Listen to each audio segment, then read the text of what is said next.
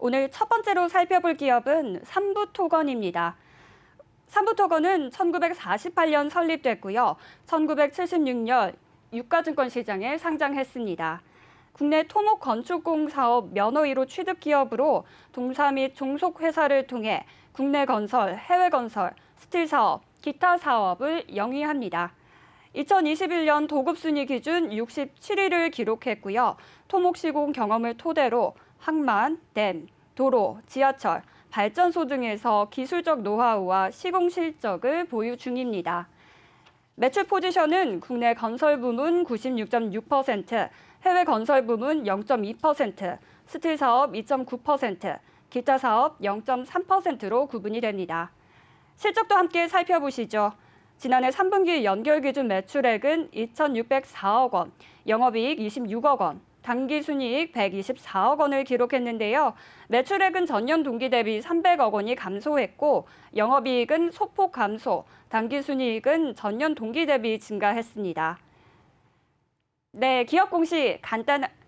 기업 정보 간단하게 살펴봤는데요. 어떤 공시를 알아볼까요, 대표님? 네, 바로 어제였습니다. 삼부토건 조회 공시 요구에 따라서 풍문 또는 보도가 있었습니다. 내용 살펴보도록 하겠습니다. 조회 공시 요구 중에서 풍문 또는 보도는 뭐냐면요. 회사에 관련된 사항들이 보도자료나 시장의 어떤 소문으로 이 내용들이 좀 전달될 때 공시 사항이 있느냐 없느냐에 대해서 좀 이야기를 하는 건데 이 내용을 보면 삼부토건이 최대 주주의 지분 등을 매각, 추진 보도에 따라서 이게 사실이냐라고 좀 물어보는 겁니다. 조회 공시의 요구 내용은요. 최대 주주 지분 등의 매각, 추진 보도고요. 공시 시한은 2월 8일 6시, 어제자 6시까지 답변을 요하는 공시가 됐고 회사는 이에 대해서 답변을 했습니다. 내용을 보도록 하겠습니다. 조회 공시 요구에 대한 답변, 미확정. 조회 공시의 답변은 크게 세 가지로 좀 구분이 됩니다. 확정과 미확정, 그리고 중요 정보 없음.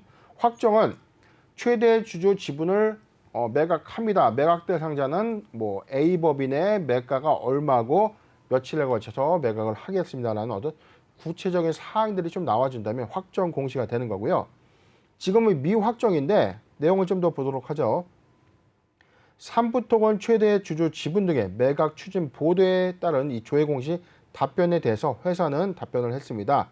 회사의 최대 주주 휴림 로봇 등에 확인한 결과 지분 매각 추진 중인 사실은 있으나 구체적으로 확정된 사항은 없다. 향후 사항이 확정되는 시점 또는 1개월 이내에 재공시하겠다. 공시 책임자의 어떤 답변서가 있었는데 뭐냐면요. 최대 주주의 지분 매각에 따른 어떤 보도가 있었고 이에 따라서 회사가 답변을 한 거예요. 최대 주주 측에 물어보니까 매각을 추진하는 것은 맞다. 그런데 아직 매각 대상자에 대한 어떤 범위와 매가에 대해서는 확정된 것이 아니기 때문에 향후에 확정이 된다면 답변을 하겠다는 겁니다. 그렇다면 조회 공시 요구에 대한 답변이 확정과 미확정, 하나는 중요 정보 없음 또는 사실 무근 이렇게 답변할 수 있는데 만약에 최대 주주에게 확인한 결과 지분 매각 추진은 사실이 아닙니다. 이렇게 답변을 할 경우에는 중요 정보 없음 또는 사실 무근. 자, 부인 공시가 되는 건데 지금 미확정이라는 거죠. 지금 매각을 추진하는 것은 맞지만 매각 일정에 관련된 어떤 구체적인 일정은 협의 중에 있다라고 이제 밝혀지는 공시입니다. 네, 사실 삼부토건이 5년 전에도 새 주인을 찾지 않았습니까? 그렇죠. 그런데 이번에 또 매각설이 나온 이유가 굉장히 궁금합니다. 네, 당시 5년 전에 사실 이제 삼부토건의 이 매각 배경에 대해서 좀 우리가 좀 과거 히스토리를 좀 본다면 2011년도에 서초구의 헌인마을 삼부토건이 당시에 이 헌인마을을 재개발해서 사업 수익을 좀 확보할 목적으로 이 사업을 좀 추진했었는데 당시 이 PF 3,500억 정도를 좀 제가 추산을 좀 해봤는데 3,060억 가량을 이제 대출로 빌린 거예요. 빌려서 사업 초기에 어떤 프로젝트를 좀 진행을 했었는데 해당 사업이 좌초가 되면서 끝내 이 사업 부분, 이 대출금을 갚지 못하면서 삼부토건의 이제 부실화가 처음 시작이 됐고 이에 따라서 삼부토건이 보유하고 있었던 당시에 뭐 역삼동에 있던 르네상스 호텔 그리고 삼부 콘크리트 등의 이 알짜 자회사들 모두 매각을 한 겁니다. 아, 그렇군요. 매각을 하고 난 이후에도 이 대출금 회생에서의 어떤 이 채무가 최종적으로 이 상환이 되지 못하자 전 경영진들이 이 본인들 소유의 어떤 주식까지 감자까지 하면서 회생안을 위해서 좀 노력을 했는데 결국 이마저 좀 되지 않으면서 2017년도에 최종적으로 이제 법정 관리를 좀 졸업을 했고요. 네. 이후에 뭐 여러 회사들이 좀 인수를 했지만 당시에 DST 로봇이라는 이 중국계 자본이 최종적으로 좀 인수를 했다가 중간에 다시 뭐 우진기업의 어떤 이 추가 인수가 좀 있었고 이에 따라서 뭐 경영권 문제도 있었고 많이 시끌시끌 좀 했었던 그런 회사였는데 최종적으로 휴림 로봇이 또 최대 주주의 어떤 지분을 확보하면서 이제 현재까지 이제 오게 된 거죠.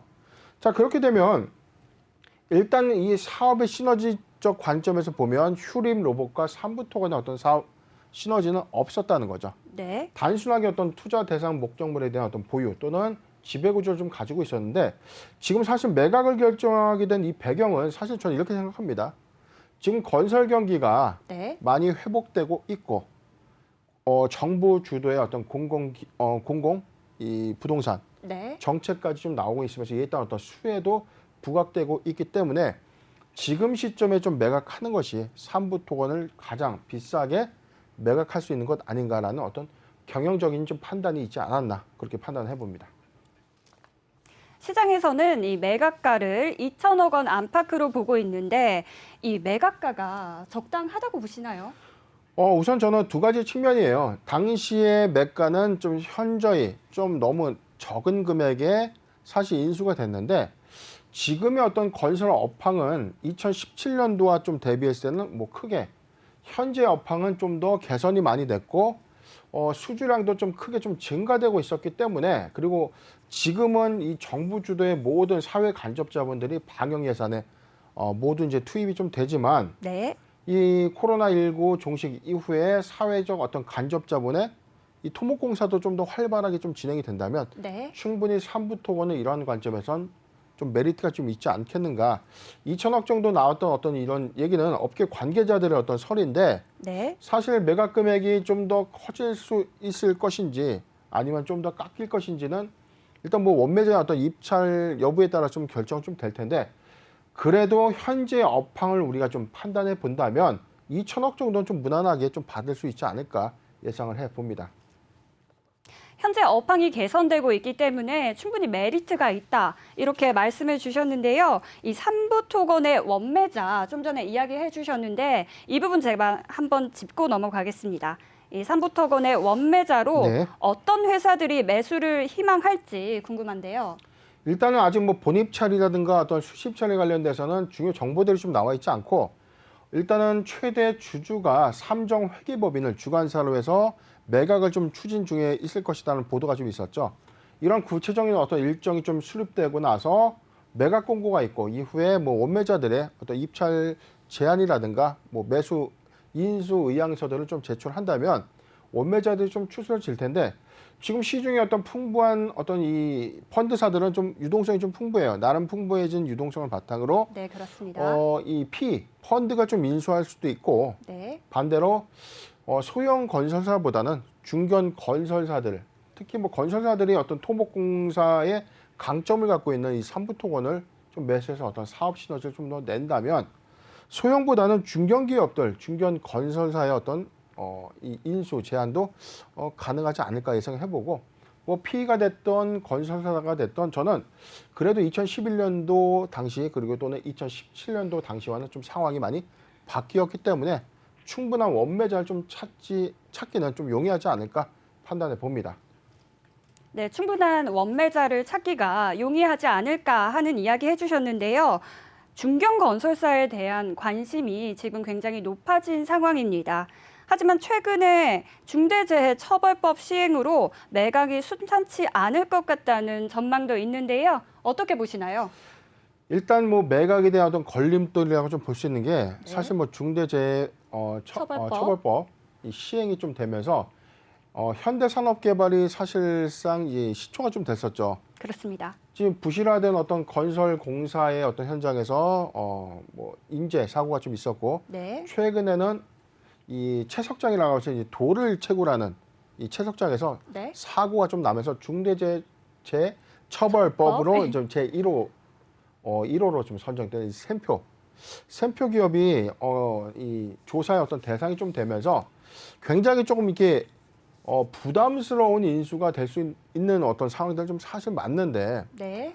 그런데 이게 중대재해처벌법이 무서워서 인수를 못한다라기 보기에는 좀 어렵지 않겠습니까? 아, 그렇습니까? 자, 그렇기 때문에 물론 이 업을 가장 잘 알고 있는 건설사들의 어떤 입장 또는 인수 시너지에서는 좀 충분히 이해관계적 측면에서 좀 맞는데 새롭게 전혀 사업 여부가 좀 전무한 그런 대상 기업들이 인수를 하기에는 이런 어떤 이 관계, 법령도 좀 무시 못할 그런 사항은 좀 맞는데 지금 원매자로 예상되는 이 펀드나 건설사들이 좀 인수 의향을 좀 제기하는 입장에서는 이 부분이 좀 걸림돌로 여길 가능성이 좀 낮다 그렇게 판단해 봅니다.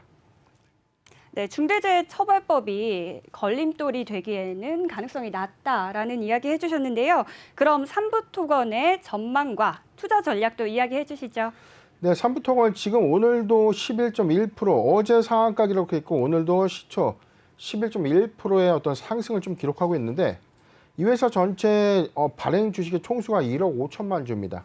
그런데 어제 7,400만 주의 급증한 거래량 그리고 오늘 9,900만 주 거의 1억 주에 육박한 대규모 거래량이 좀 수반된 오늘도 상승 마감을 좀 했는데 이 차트를 좀 살펴보면 삼부토건이 사실상 이낙연 전 총리 관련주로 좀 부각이 되면서 네, 맞습니다. 작년이죠. 지금 2020년도 11월부터 해서 주가 좀 급등한 좀 이력이 있었는데 이거는 단순한 정치 테마주의 어떤 기인된 단기 유입 시세라고 좀 우리가 인식을 해야 되고 이후에 정치 테마주가 한 번 더 부각됐던 또 하반기의 기점을 본다면 주가는 추세적인 하향 곡선을 좀 그려왔던 것은 사실입니다.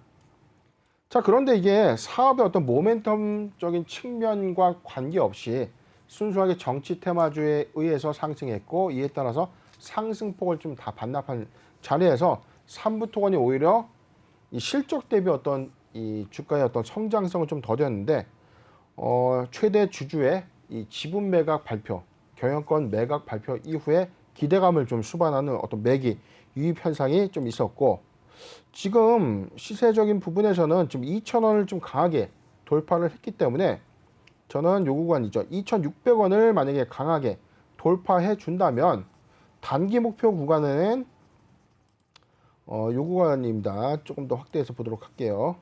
3,600원, 3,600원까지는 좀 무난하게 갈 수 있는 구간은 맞다.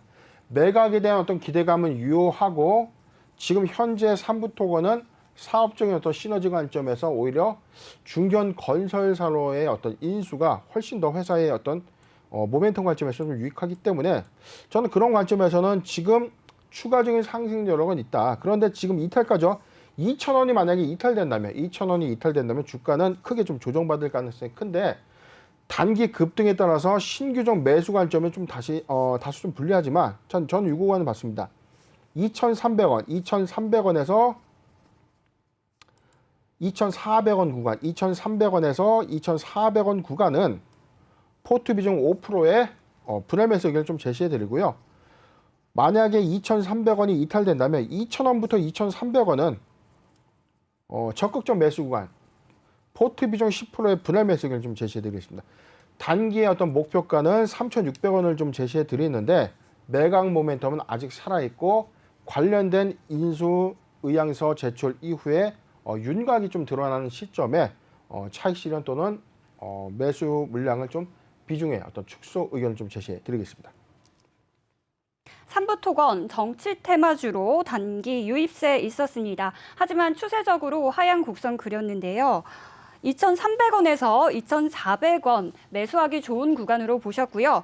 포트 비중 5%로 분할 매수 의견 주셨습니다. 이렇게 간단히 첫 번째 기업 삼부토건에 대해 이야기 나눠봤습니다. 이제 두 번째 기업 살펴보겠습니다. 두 번째 기업 릭스솔루션입니다. 릭스솔루션은 1972년 KDC 상사로 설립됐고요. 1996년 코스닥 시장에 상장했습니다. 2020년 10월 바른테크놀로지에서 릭스솔루션으로 상호를 변경했는데요. 주 사업은 유무선 네트워크와 시스템 통합, 장비 임대, 전산망 관리 솔루션을 영위하고 있습니다. 종속회사를 통해 반도체 유통 및 환경 엔지니어링 사업의 진행에 있는데요. 최근 실적 살펴보겠습니다. 최근 실적은요, 지난해 3분기 연결 기준 매출액 116억 원, 영업 손실 13억 원, 당기순이익 14억 원을 기록했는데요. 매출액은 전년 동기 대비 70억 원 감소했고 영업 손실을 이어가며 적자를 지속하고 있습니다. 다만 당기순이익은 전년 동기 대비 흑자 전환했습니다. 릭스솔루션 이렇게 간단하게 기업 정보 살펴봤고요. 어떤 기업 공시 살펴볼까요? 네, 바로 어제였습니다. 릭스솔루션 내부 결산 시점 관리 종목 지정 또는 상장 폐지 사유 발생 공시가 있었는데 내용 살펴보도록 하겠습니다. 이 공시는 뭐냐면요. 회사가 감사 전 재무제표, 즉 회사의 내부 결산 자료를 제출을 했는데 제출 시점에 보니 관리 종목 지정 또는 상장 폐지의 사유가 좀 발생했다라는 내용입니다. 좀 더 하단 내용을 보도록 하죠. 회사는 매출액 189억, 영업이익, 영업 손실 8억 2천만 원을 기록했고 당기순이익 4억 5천만 원을 좀 기록을 했는데 하단 내용을 좀 더 보도록 하겠습니다. 역시 영업손실 개별 기준을 보더라도 4억 원의 영업손실을 좀 기록을 했고요. 당기순이익은 4억 6,400만 원을 좀 기록하면서 흑자 전환했다고 밝혔는데 회사의 이 손익구조 변동 원인에 대해서 코로나19 등의 영향으로 계약이 지연됐고 수주가 감소함에 따라서 이 매출액이 좀 감소했으나 효율적인 운영에 따라서 관리 비용을 좀 다소 축소했다라고 좀 밝혔습니다. 하단 내용을 보면 지금 문제가 좀 될 만한 내용도 좀 있죠. 회사의 지금 2021년도 결산 시점에 자본 잠식은 해당이 안 됩니다. 그리고 최근 3, 4업년도에 법인세, 비용 차감 전 계속 사업 손실, 대규모 손실이 자기 자본의 50%를 초과하게 될 경우에 두 개의 연도가 해당이 된다면 어제 우리가 학습을 했죠. 관리 종목 지정 사유에 해당이 되는데 맞습니다. 지금 직점 사업년도 2020년도입니다. 2020년도에는 50%를 초과한 80.7%를 좀 기록을 했는데 올해는 당기순이익을 기록했기 때문에 이 요건에는 해당이 되고 있지 않죠. 네. 그런데 지금 여기 중요해 보이는 포인트가 있습니다. 회사는 최근 4개년도 이 사업년도의 영업 손실을 기록했다. 뭐냐면 4년 연속 영업 손실을 좀 기록하게 되면 관리 종목 지정 사유에 해당이 되고 5년 연속 지정이 된다면 상장 적격성 실질 심사 대상이 되는데 지금 이 회사는 올해 이 결산 기준으로 4년 연속 영업 손실에 해당이 되면서 관리 종목 지정 이슈가 부각이 된 것입니다.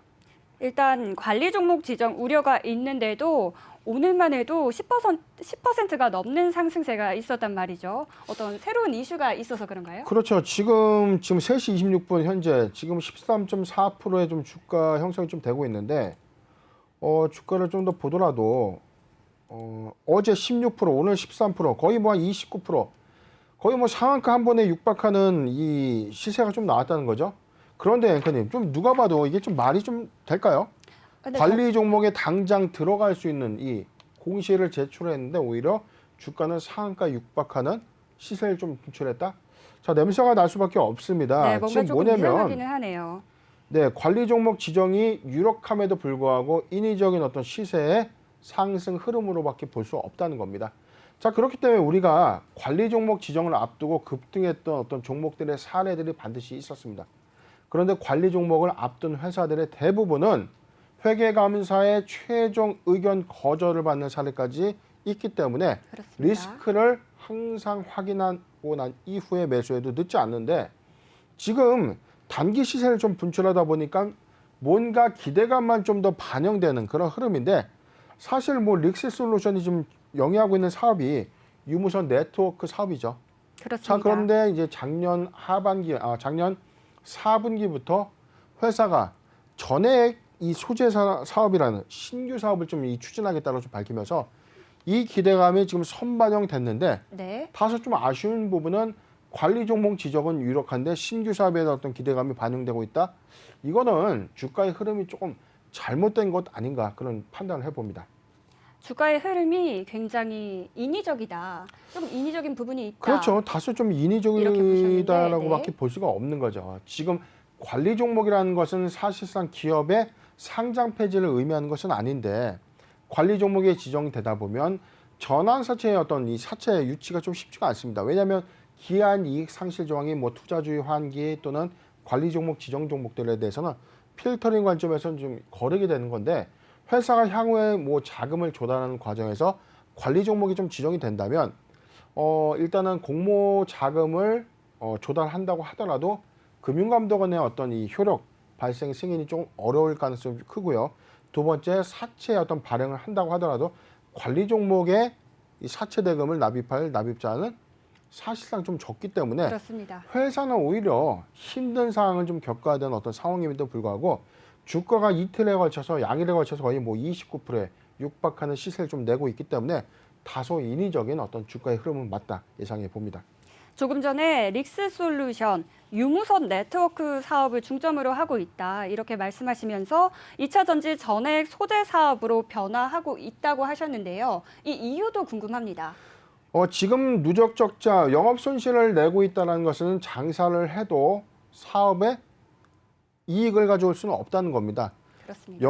영업의 어떤 손익 부분이냐 생산 활동과 관련된 회사가 매출 대비 벌어들이는 이 수익의 효과고 단기 순이익은 부가적인 부분이다. 피투자 회사의 어떤 평가이익이 반영된다면 오히려 단기 순이익도 좀 낼 수 있는데 지금의 경우에는 장사를 하면 할수록 손해가 날 수밖에 없는 사업 구조이기 때문에 새로운 신규 사업, 신성장 동력을 이 회사에 좀 접목시켜서 회사의 체질을 개선하고 성장성 또는 기업의 영속성을 좀 가져가는 어떤 노력은 맞는데 현재 관리 종목 이후에 뭐 회사가 최근에 어떤 이 조달한 자금이 한 650억 정도는 있어요. 확보해 놓은 실탄을 갖고 사업을 추진하기에는 부족함은 없는 것은 사실입니다. 그런데 당장의 관리 종목 지정이라는 어떤 리스크는 풀어야 되는 어떤 숙제이기 때문에 이러한 부분들이 해소가 되고 나서 2022년도부터는 좀 강도 높은 어떤 구조조정 사업의 가시화를 좀 이뤄낸다면 충분히 새로운 어떤 이 환경 관점에서 매수 어떤 포인트로 봐도 무방한데 현재는 사업을 하겠다라는 기대감만 반영이 됐고 관리 종목 지정 유력이라는 불확실성이 상존해 있는 것이기 때문에 좀 주의가 필요하지 않겠나 예상해 봅니다. 네, 릭스솔루션 새로운 변화를 준비하는 모습 다양하게 나타나고 있습니다. 신규 경영진 선임, 새로운 사업에 진출을 준비하고 있기도 하고요. 자금 확보의 모습도 보이고 있습니다. 3월 감사보고서 시즌이 다가오는데 이렇게 관리 종목 지정 사유가 발생한 거는 주주의 입장에서 굉장히 부담스럽게 작용할 것 같은데 대표님은 어떻게 생각하시나요? 네, 지금 일단 뭐 차트를 잠깐 보더라도 지금 관리 종목의 지정을 앞두고 있는 회사의 이 상승 차트가 사실상 이게 좀 말이 안 되는 그림이죠. 관리 종목 지정이 유력하다라고 발표하고 나서 13%, 15%. 이 상승을 하면서 지금 물론 이제 추세적인 어떤 상단인데 과거에 1억을 좀 보면 지금 500원대에 육박했던 이 회사의 주가가 인위적인 어떤 이슈에 의해서 단기에 1810원까지 좀 급등을 했다는 거죠. 당시에 상승했던 이 이유도요. 2차 전지 전액 소재 사업에 좀 진출하겠다 자금 조달을 추진하면서 기대감을 모두 반영됐다가 네, 상승폭이 다 모두 반납이 됐다는 겁니다. 그렇습니다. 그렇다면 정상적인 어떤 주가의 패턴은 이렇게 나와야 되는 그림이 맞아요. 맞습니다. 그런데 오히려 그림이 좀 다른 양상으로 좀 가고 있는데 기대감을 수반하기에는 주가의 어떤 투자 혼돈을 가지고 있는 착시윤이 다분하기 때문에 신규적 매수 관점에서는 매수 금지, 보유자 관점에서는 이 기술적 분석 관점입니다. 1,050원을 돌파한다면 주가는 1,200원까지 안착할 수 있는 시그널을 맞다. 저는 개인적으로 동 종목의 경우에 감사 리스크까지 다 확인을 하고 난 이후에 매수해도 좀 늦지 않기 때문에 보유자 관점에서는 1,000원에서 1,200원 구간에 비중을 대폭 좀 축소하는 의견을 좀 제시해 드리고요. 신규적 매수 관점에서는 매수 금지 의견을 제시해 드리겠습니다. 네, 신규적 매수 관점에서는 매수 금지 이야기해 주셨습니다. 그리고 매수 구간에 대해서는 1,000원에서 1,200원 그리고 포트 비중은 대폭 축소해야 한다고 이야기해 주셨습니다. 이렇게 릭스솔루션 살펴봤고요. 다음 기업 넘어가서 살펴보겠습니다. 오늘 마지막으로 살펴볼 기업 영화테크입니다. 영화테크는 2000년 8월 설립됐습니다. 2017년 코스닥 시장에 상장했는데요. 주사업은 전기차, 2차 전지 부품, 자동차 전장 부품, 전략 전자 부품 등의 연구 개발, 설계, 제조 및 판매를 영위 중에 있습니다. 국내 자동차 완성차 업체 5개사, 글로벌 OEM사의 제품을 개발 공급하며 다양한 고객사를 확보 중에 있는데요. 매출 포지션은 내수향 67.4%, 수출량 32.6%를 기록하고 있는데요. 최근 3년간 수출량 매출 실적이 증가세에 있습니다. 실적도 확인해 보시죠. 3분기 연결 기준 매출액 288억 원, 영업이익 8억 4천만 원, 당기순이익은 9억 5천만 원을 기록했는데요. 전년 동기 대비 매출액은 47억 원 증가했고 영업이익과 당기순이익을 기록하며 흑자 전환에 성공했습니다. 이렇게 영화테크 기업 정보 알아봤고요. 영화테크 어떤 공시 살펴볼까요? 네, 이 회사 2월 7일이었습니다. 단일 판매 공급 계약 체결 소식을 좀 전해왔는데요. 회사가 최근 매출액의 10%를 초과하게 된다면 단일 판매 공급 계약 체결 공시를 반드시 해야 됩니다. 내용 살펴보겠습니다. 판매 공급 계약의 내용은요. GMBDU 공급 계약 체결입니다. 조건부 계약에는 해당되지 않는데 내용을 좀 보도록 하죠. 확정 계약 금액은 523억입니다. 최근 매출액 350억 원에 149.2%에 해당되는 523억 원의 신규 수주를 따낸 것이죠. 계약 상대방 보도록 하겠습니다. 미국의 제너럴 모터스입니다. GM이죠.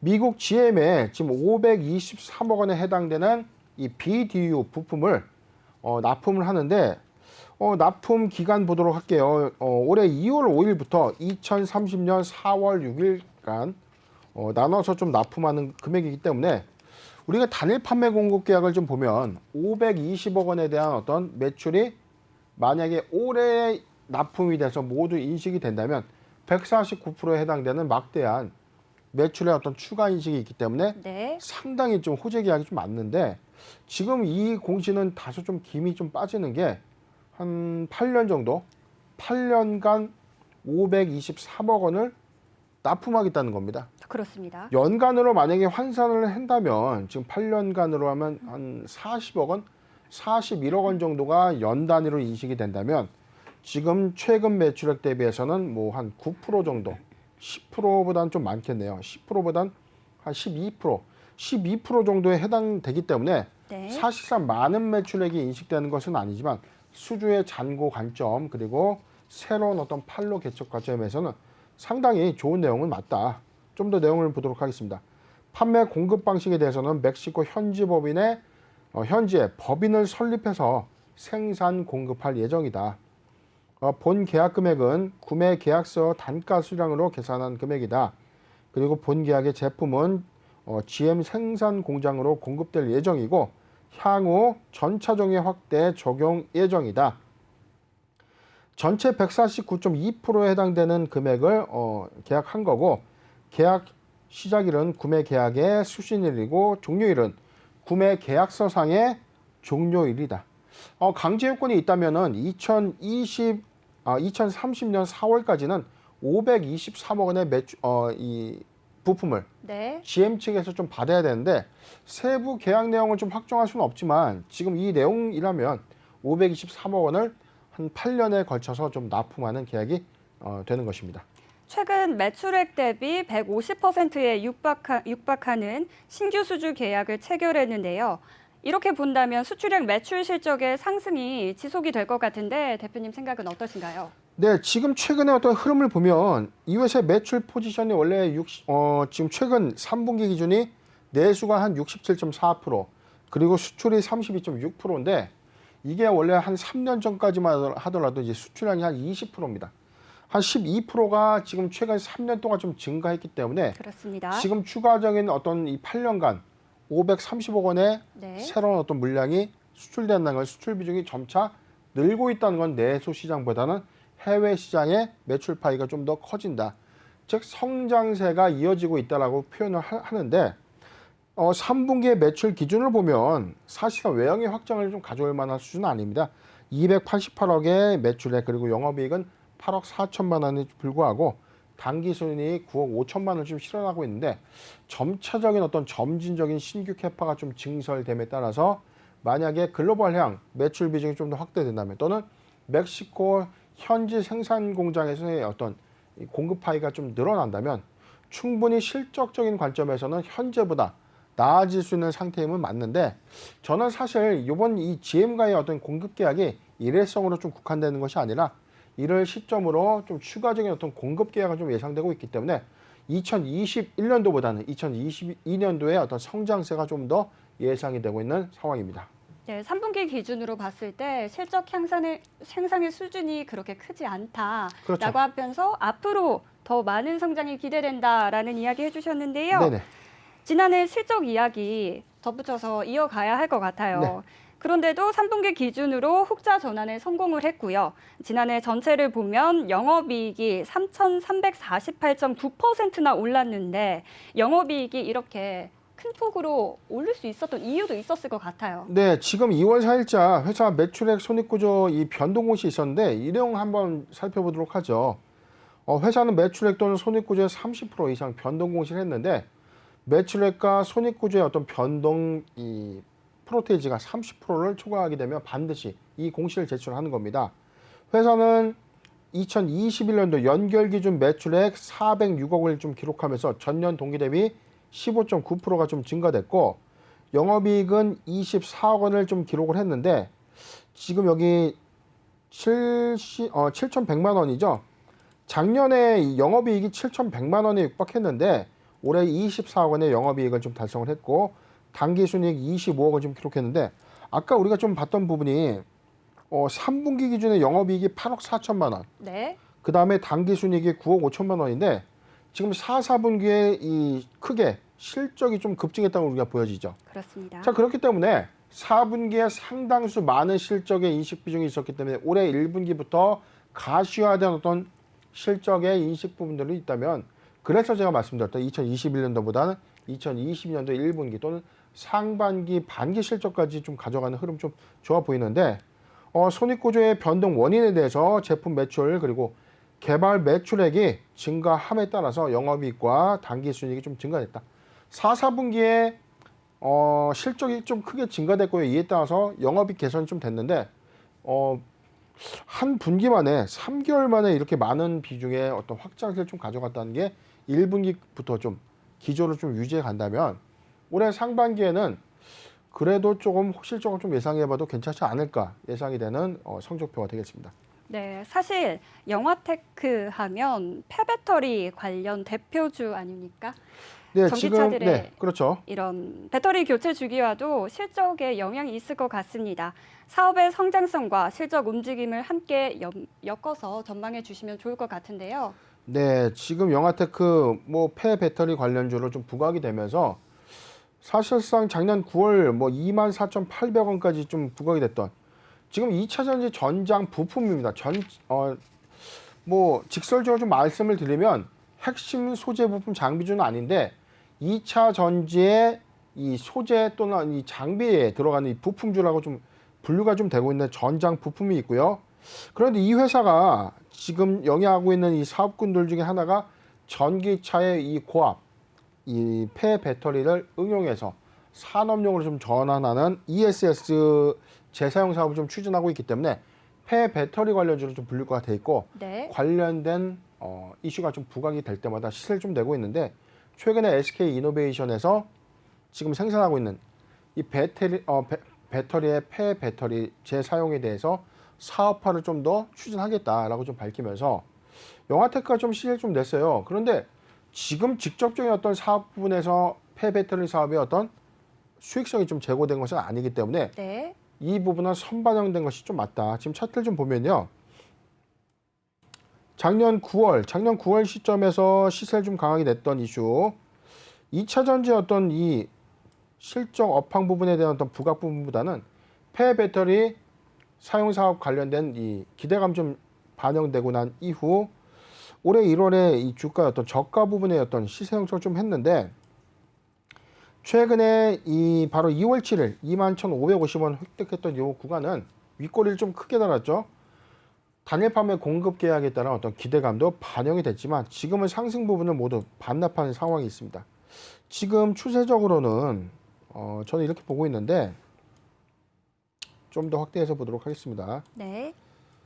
17,500원을 지지해주고 있는 18,050원의 주가 형성이 좀 되고 있기 때문에 17,500원이 이탈되지 않는다면 보유자 관점에서 좀 보유해도 괜찮은 구간이고 신규종 매수 관점에서는 저는 사실 가장 베스트 구간은 14,500원, 14,500원에서 16,000원 구간이 좀 보여지는데 이 구간이죠. 자, 도래 구간을 의미하는 겁니다. 이 구간이 안 온다고 해서 매수를 위해할 필요는 없습니다. 매수하기 가장 좋은 구간 14,500원에서 16,500원, 14,500원에서 16,500원 구간은 적극적 매수 구간, 포트 비중 10%의 분할 매수 의견을 좀 제시해 드리고요. 단기 매수 유익 구간 16,300원에서 17,500원, 16,300원에서 17,500원, 포트 비중 5%의 분할 매수 의견을 제시해 드리겠습니다. 보유자 관점에서는 17,500원이 이탈되지 않는다면 보유해라라는 말씀해 주셨고요. 신규적 관점에서는 14,500원에서 16,500원 그리고 포트 비중 10%의 분할 매수 의견 주셨습니다.